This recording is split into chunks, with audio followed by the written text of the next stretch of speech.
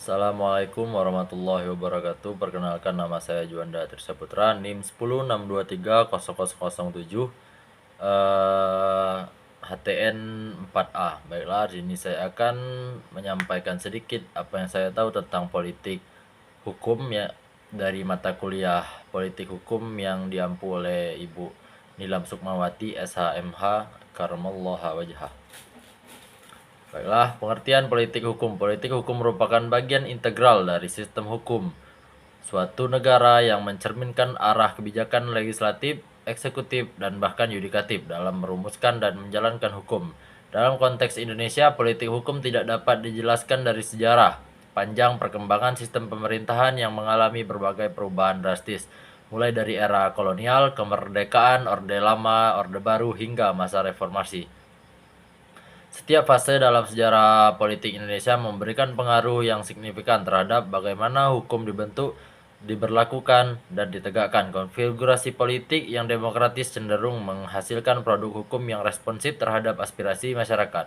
Sementara konfigurasi yang otoriter lebih sering melahirkan hukum yang bersifat elitis dan positivistik yang lebih menguntungkan kepentingan penguasa. Pengertian konfigurasi politik dan produk hukum.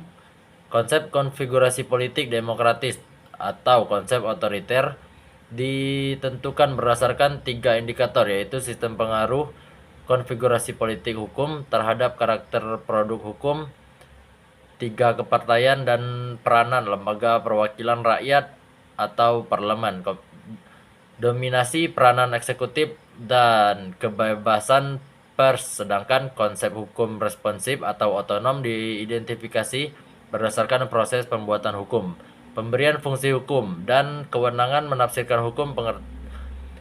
Pengertian secara konseptual dirumuskan sebagai berikut, yaitu 1. Konfigurasi politik demokratis adalah konfigurasi yang membuka ruang bagi partisipasi publik untuk sepenuhnya terlibat dalam menentukan kebijakan negara. Konfigurasi politik otoriter adalah konfigurasi politik yang menempatkan pemerintahan dalam posisi yang sangat dominan dan dengan sifat intervensionis dalam menentukan dan mengimplementasikan kebijakan negara. Pengaruh konfigurasi politik terhadap produk hukum. Dinamika pengaruh konfigurasi politik yang demokratis atau otoriter telah terjadi sepanjang sejarah Republik Indonesia. Dinamika tarik-menarik antara sistem politik yang demokratis dan otoriter secara bergantian muncul dan tenggelam dengan kecenderungan yang tampak dalam periode sejarah. Seiring dengan dinamika tersebut, perkembangan karakter produk hukum menunjukkan keterpengaruhan dengan terjadinya pola tolak tarik antara produk hukum yang berkarakter responsif dan produk hukum yang berkarakter konservatif. Berikut ini kita lihat bagaimana konfigurasi politik berdasarkan periode di atas berpengaruh terhadap karakter produk hukum atau perundang-undangan di bidang pemerintahan di daerah Indonesia. Pada periode pertama, yaitu 1945 sampai dengan 1959, konfigurasi politik pada masa ini dikenal sebagai masa liberal, ditandai dengan praktik sistem politik yang demokrasi dengan sistem pemerintahan parlementer. Dinamika politik pemerintahan negara Indonesia mengalami keberlakuan 3 konstitusi yang berbeda. Ketiga konstitusi tersebut adalah Undang-Undang 1945, Konstitusi Republik Indonesia Serikat atau RIS, dan UUD sementara, yaitu pada tahun 1950.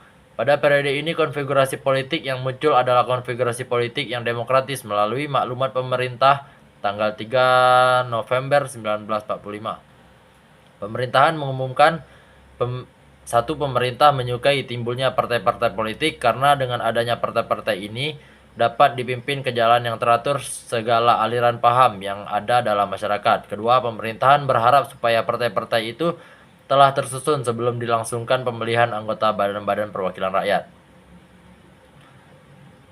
2. Karakter produk hukum. Produk hukum konservatif, ortodok, atau elitis adalah produk hukum yang isinya lebih mencerminkan visi sosial elit politik, lebih mencerminkan keinginan pemerintah, bersifat positivis dan instrumentalis, yakni menjadi alat pelaksana ideologi dan program negara berlawanan dengan hukum responsif. Hukum ortodok lebih tertutup terhadap tuntunan-tuntunan kelompok maupun individualisme di dalam masyarakat. Dalam pembuatannya, peranan dan partisipasi masyarakat relatif kecil. Begitu kuatnya peranan partai politik membuat pemerintahan dikenal dengan pemerintahan partai politik.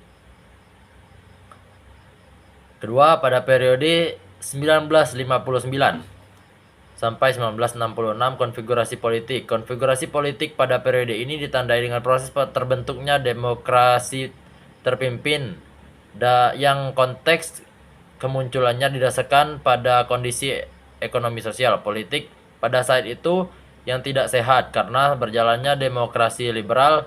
Satu momentum politik yang gagal penting adalah diselenggarakannya pemilu pertama pada tahun 1955.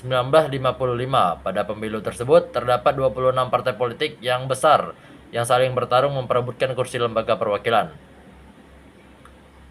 2. Karakter politik hukum. Karakter produk hukum pemerintahan di daerah yang otoriter muncul sebagai reaksi dari Undang-Undang Nomor 1 Tahun 1957 yang dipandang terlalu liberal.